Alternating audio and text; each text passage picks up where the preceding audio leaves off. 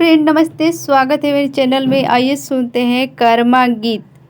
कौन भैया लावेले नदिया की मोटिया, कौन भैया लावेले नदिया की मोटिया, से कौन भैया लावेले हो करम डढ़िया, से कौन भैया लावेले हो करम डढ़िया। बड़का भैया लावेले नदिया की मटिया, बड़का भैया लावेले नदिया की मटिया, से छोटका भैया लावेले हो करम डढ़िया, से छोटका भैया लावेले हो करम डढ़िया।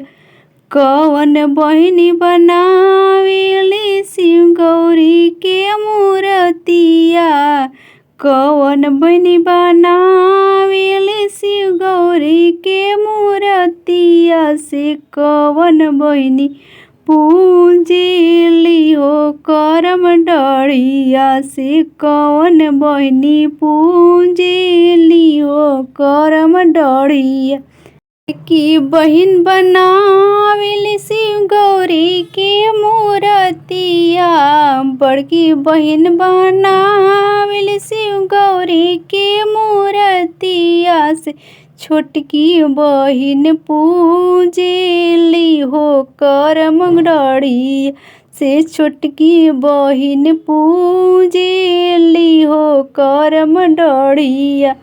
कौन भैया लावेले नदिया की मटिया, कौन भैया लावेले हो करम डढ़िया, से कौन भैया लावेले हो करम डढ़िया।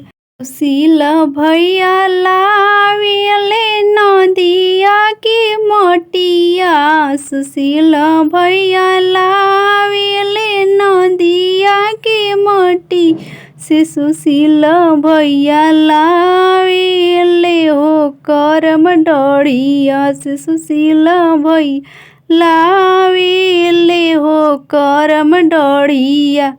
कौन बहिनी बनावेली शिव गौरी के मूर्तिया, से कौन बहिनी पूजेली हो करम डढ़िया, से कौन बहिनी पूजेली हो करम डढ़िया।